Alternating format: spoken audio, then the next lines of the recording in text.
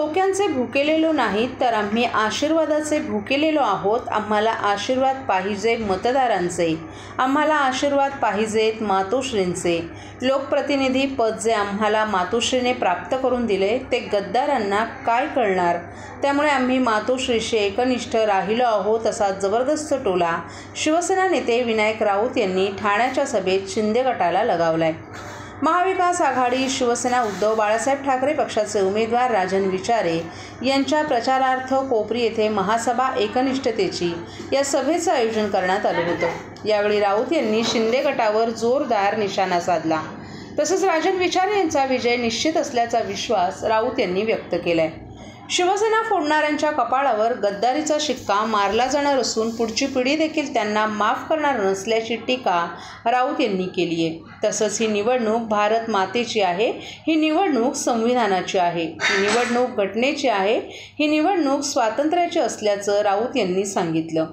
दिल्लीमध्ये बसलेल्या हुकुमशाहीची राजवट आपण आणि राजन विचारे संसदेत बसून पाहत आहोत. कशा पद्धतीनं सत्तेचा दुरुपयोग करून देश लुटला जातोय. यावेळी खासदार विनायक राऊत, आमदार जितेंद्र आव्हाड, सुषमा अंधारे, प्रियंका जोशी, विक्रांत चव्हाण, सुहास देसाई, केदार दिघे, वंदना शिंदे, मनोज शिंदे, राजेंद्र राजे, कृष्णकुमार कोळी, प्रदीप शिंदे, संजय ब्रीद, चंद्रकांत पवार, रेखा खोपकर, सुजाता घाग, समिधा मोहिते, ज्योती कोळी, दयानंद वाल्मिक, मोहन तिवारी, विक्रम खामकर, संतोष केणे आदीही उपस्थित होते. महाविकास आघाडीचे उमेदवार राजन विचारेंचा आम्हाला अभिमान असून एक सच्चा कार्यकर्ता, निस्वार्थ सेवा करणारा एक लोकप्रतिनिधी, एक निष्ठावंत कसा असला पाहिजे हे राजन विचारेंकडून शिकावं. ज्यांच्या हृदयात गद्दारी भिनली आहे, बेईमानी आहे, खाल्ल्या ताटात घाण करणाऱ्यांकडून निष्ठेची अपेक्षा नाही, असंही विनायक राऊत यांनी सांगितलं. तर शिवसेना इंडिया आघाडीचे उमेदवार राजन विचारे यांच्या प्रचारासाठी आयोजित करण्यात आलेल्या कोपरी येथील या जाहीर सभेत शिवसेनेच्या उपनेत्या सुषमा अंधारे यांनी गद्दार गटावर तोफ डागली. मस्के यांना उमेदवारी म्हणजे महायुतीनं सगळी मस्करी केल्यासारखंच असल्याचा टोला अंधारे यांनी लगावला. तसंच मुख्यमंत्र्यांना आपल्या स्वतःच्या मुलाची उमेदवारी जाहीर करता येत नाही, यातच सगळी नाचक्य असल्याचंही त्यांनी सांगितलं. तर ज्या बाळासाहेबांनी छोट्यातल्या छोट्या माणसाला मोठा नेता केला, ज्या ठाण्यावर बाळासाहेबांनी मनापासून प्रेम केलं, ज्या ठाण्यावर बाळासाहेबांनी आपलं मानलं, त्याच बाळासाहेबांच्या मातोश्रीवर पहिला खड्डा ठाण्यातच खोदला गेला. गद्दारीची छाप ठाणेकरांच्या डोक्यावर बसला आहे, तर लवकरच मिटवायचं असल्याचंही यावेळी राष्ट्रवादी शरद पवार पक्षाचे आमदार जितेंद्र आव्हाड यांनी सांगितलं. तसंच सर्वपक्षीय नगरसेवक आणि कार्यकर्त्यांना आपलं एकच सांगणं आहे की तुम्हाला नरेश मस्केंनी दिलेला त्रास विसरू नका. कोपरीसह ठाण्यातील अनेक नगरसेवक आणि पदाधिकाऱ्यांचे हाल नरेश मस्के यांनी केले आहेत. भाजपच्या नगरसेवकांनाही माझं सांगणं आहे की आज जे तुमच्याकडे येत आहेत आणि खांद्यांवर हात टाकतील, परंतु तुम्हाला सगळ्यांनी दिलेला त्रास विसरू नका, असं जबरदस्त टीका काँग्रेसचे ठाणे शहराध्यक्ष विक्रांत चव्हाण यांनी केली.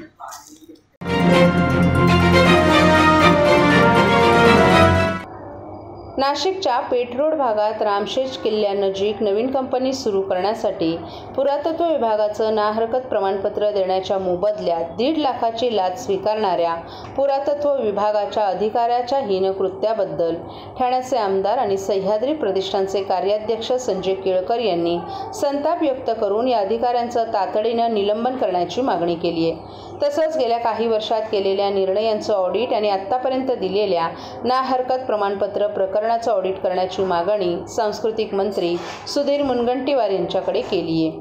मुनगंटीवार यांनी या प्रकरणाची गंभीर दखल घेऊन तातडीनं प्रधान सचिवांना दोषी अधिकाऱ्यांचं निलंबन करण्याच्या सूचना देत त्यांच्या कामाचं आणि दिलेल्या नाहरकत प्रमाणपत्राचं ऑडिट करण्याचे आदेश पत्राद्वारे दिले आहेत. नाशिकच्या पेठरोड भागात रामशेज किल्ल्यानजीक तक्रारदारास कारखाना सुरू करण्यासाठी राज्य पुरातत्व विभागाच्या नाशिक सहाय्यक संचालक कार्यालयाकडून नाहरकत प्रमाणपत्राची आवश्यकता होती. त्यांनी सरकारवाड्याच्या प्राचीन वास्तूत कार्यरत सहाय्यक संचालक पुरातत्व आणि संग्रहालय कार्यालयाकडे अर्ज केला होता. हे प्रमाणपत्र देण्याच्या मोबदल्यात सहाय्यक संचालक आरती मृणाल आळे यांनी सोमवारी 1.5 लाख रुपयांच्या लाचेची मागणी केली. याबाबत तक्रारदारानं लाचलुचपत प्रतिबंधक विभागाकडे तक्रार केल्यानंतर सहाय्यक संचालक आरती आळे यांना लाचलुचपत विभागाच्या अधिकाऱ्यांनी अटक केली आहे। विशेष म्हणजे ही रक्कम त्यांनी पुरातत्वचे संचालक डॉक्टर तेजस गर्गे यांच्या नावानं स्वीकारल्याचंही निष्पन्न झाले। याबाबत ठाण्याचे आमदार आणि सह्याद्री प्रतिष्ठानचे कार्याध्यक्ष संजय केळकर यांनी संताप व्यक्त करून या अधिकाऱ्यांचं तातडीनं निलंबन करण्याची मागणी, तसंच त्यांनी मागील काही वर्षात केलेल्या निर्णयांचं ऑडिट आणि आत्तापर्यंत दिलेल्या नाहरकत प्रमाणपत्र प्रकरणाचं ऑडिट करण्याची मागणी सांस्कृतिक मंत्री सुधीर मुनगंटीवार यांच्याकडे केली आहे। त्यांनी या प्रकरणाची गंभीर दखल घेऊन तातडीनं प्रधान सचिवांना दोषी अधिकाऱ्यांचं निलंबन करण्याच्या सूचना देऊन त्यांच्या केलेल्या कामांचं आणि दिलेल्या नाहरकत प्रमाणपत्राचं ऑडिट करण्याचे आदेश पत्राद्वारे दिले आहेत। महाराष्ट्रातील गडकिल्ले स्मारकं आहेत ज्यांना ऐतिहासिक महत्त्व आहे।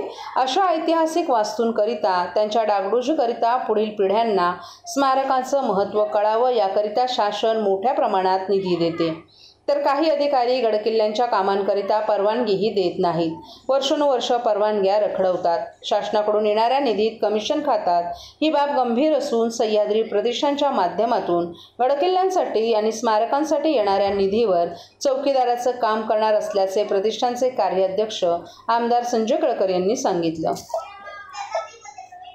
साहेब, पुरातत्व खात्याच्या मोठ्या अधिकारी आहेत श्री गर्गे आणि आरती काळे सहाय्यक संचालक, यांना नुकतीच आता लाचलुचपत विभागाने कारवाई केली आहे, त्यांच्यावरती लाच घेताना त्यांना पकडलं आहे।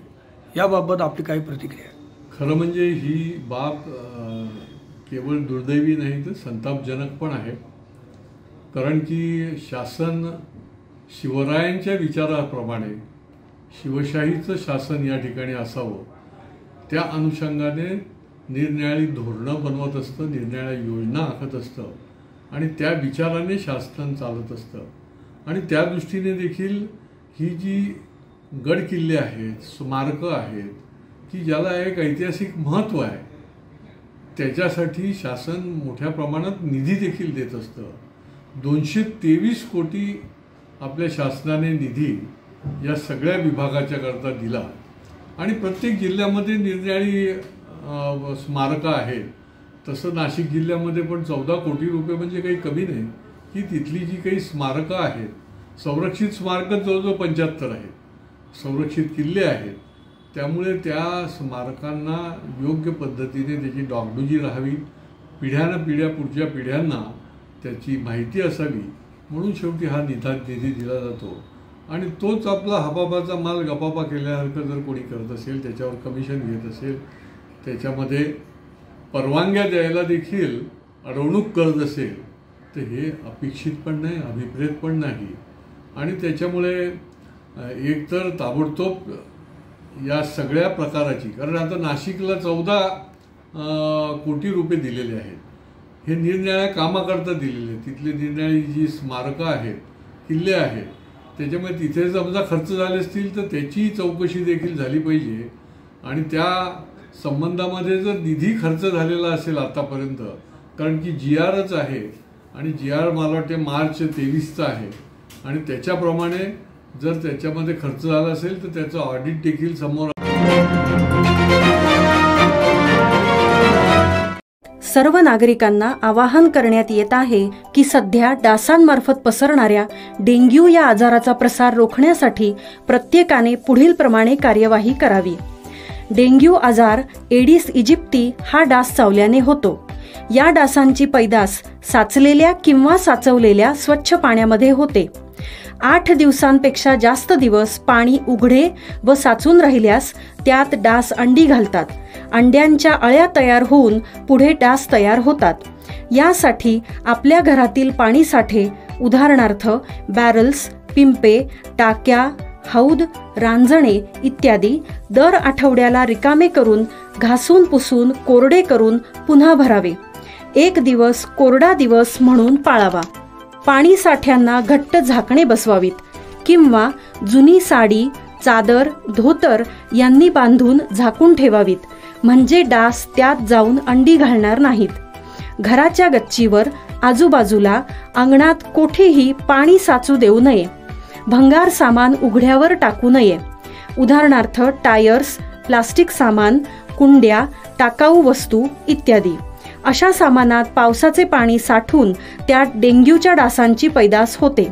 घरातील कूलर्स, फ्रीजच्या पाठीमागील ट्रे हे देखील वेळोवेळी कोरडे करावेत. लक्षात ठेवा, नुसत्या फवारणीने डास घनता कमी होत नाही, तर त्यासाठी डास पैदास ठिकाणे नष्ट करणे ही आपल्या सर्वांची जबाबदारी आहे. कोणताही ताप अंगावर न काढता जवळच्या शासकीय रुग्णालयात मोफत औषधोपचार घ्या. अशा प्रकारे नागरिकांनी सहकार्य केल्यास डेंग्यूचा प्रसार रोखणे सहज शक्य आहे.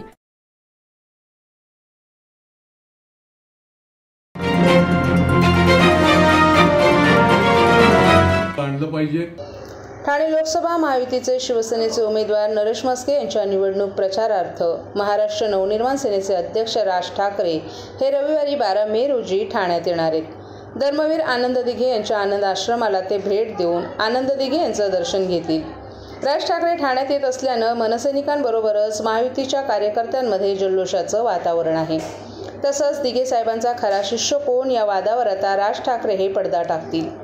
धर्मवीर आनंद दिघे आणि राज ठाकरे यांचं जिव्हाळ्याचं नातं होतं. भारतीय विद्यार्थी सेनेचे राज ठाकरे हे अध्यक्ष असताना नरेश म्हस्के यांच्यावर विद्यार्थी सेनेची ठाणे जिल्ह्याची जबाबदारी होती. राज ठाकरे यांच्या मुठीत तयार झालेले धडाडीचे कार्यकर्ते म्हणून नरेश म्हस्के यांची ओळख आहे.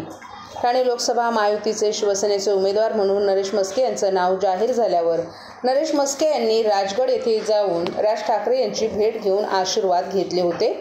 तेव्हा ठाणे लोकसभा क्षेत्रातील मनसैनिक नरेश म्हस्के यांच्या पाठीशी खंबीरपणे उभे राहणार असल्याची ग्वाही दिली होती. रविवारी राज ठाकरे काय बोलणार यावर सगळ्यांचं आता लक्ष आहे. नरेश म्हस्के यांच्या निवडणूक प्रचारार्थ रविवारी दुपारी 4:30 वाजता राज ठाकरे आनंद आश्रमाला भेट देतील. महाराष्ट्र नवनिर्माण सेनेच्या कार्यकर्त्यांबरोबरच महायुतीचे शिवसेना, भाजप, राष्ट्रवादी काँग्रेस, रिपाई आणि मित्रपक्षांचे कार्यकर्ते देखील यावेळी जोरदार शक्ती प्रदर्शन करतील.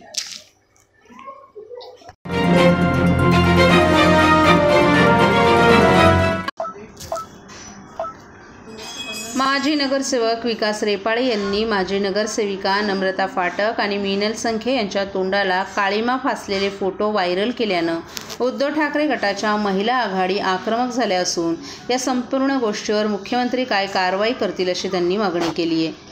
शिवसेना उबाटा गटाच्या महिला कार्यकर्त्यांनी मोठ्या संख्येनं ठाण्यात एकत्र जमा होत त्यांनी विकास रेपाळे यांच्या माध्यमातून फेसबुकवर जे काही फोटो 2 माजी नगरसेवकांचे टाकण्यात आलेत त्यांच्या विरोधात त्यांनी जोरदार आंदोलन केलं. शिवसेना उबाटा गटाच्या युवती सेना ॲडव्होकेट पूजा भोसले यांनी प्रसारमाध्यमांशी बोलताना शिवसेना गटामध्ये 2 गट पडले असून आपल्यांना सर्वात माहीत आहे, परंतु ज्या पद्धतीनं शिंदे गटामध्ये असताना देखील विकास रेपाळे यांनी महायुतीचे उमेदवार नरेश म्हस्के यांच्या रॅलीमध्ये माजी नगरसेविका नम्रता फाटक त्याचबरोबर माजी नगरसेविका मीनल संखे यांचे फोटो फेसबुकवर टाकून या दोन्ही फोटोला काळिमापासून त्यांना अपलोड केले. त्यांच्या विरोधात शिवसेना उबाटा गट आक्रमक झाला असून ॲडव्होकेट पूजा भोसले यांनी जरी आमचे 2 गट पडले असले तरीसुद्धा बाळासाहेबांचे तत्त्व आणि दिघे साहेबांनी शिकवलेली शिकवण आम्ही कधीही कोणाला खाली दाखवण्याचं काम करत नाही, परंतु ज्या पद्धतीनं विकास रेपाळे यांनी केलेले हे काम आहे त्यावर राज्याचे मुख्यमंत्री एकनाथ शिंदे यांनी कठोर कारवाई करावी अशी त्यांनी मागणी केली आहे. अशा महिलांचा अपमान कसा करू शकतात? दिघे साहेबांनी तुम्हाला ही शिकवण दिली की महिलांच्या तोंडावर काळं फासा, त्यांचा अपमान करा, जरी बघा ते कोणत्याही पक्षाचे असो, हे त्याच्याशी काही घेणं देणं नाहीये. पण एक महिला म्हणून मला खरंच ही गोष्ट अतिशय निंदनीय वाटते. जबकी ते जे महिला आहेत त्या तिकडच्या चांगल्या नगरसेविका आहेत, त्यांनी बरेच कामं देखील तिकडे केलेले आहेत. अशा महिलाच्या तोंडावर त्यांनी कासो आणि त्यांचे सहकार्य विरोधक असते तर आपण समजू शकलो असतो की विरोधक आहेत, परंतु नाही, त्यांच्याच सहकारी मित्राने, त्यांच्याच पक्षातल्या मित्राने त्यांच्या तोंडावर असं रेपाळे जे आहे त्यांनी काळं असं फासून सोशल मीडियावर ती पोस्ट टाकलेली आहे. इतकी हिंमत. मला आपल्या मुख्यमंत्र्यांना प्रश्न विचारायचा आहे की तुमच्या पक्षात अशी लोक तुम्ही ठेवतात, अशा लोकांना तुम्ही नगरसेवक बनवण्यासाठी प्रयत्न करत आहात.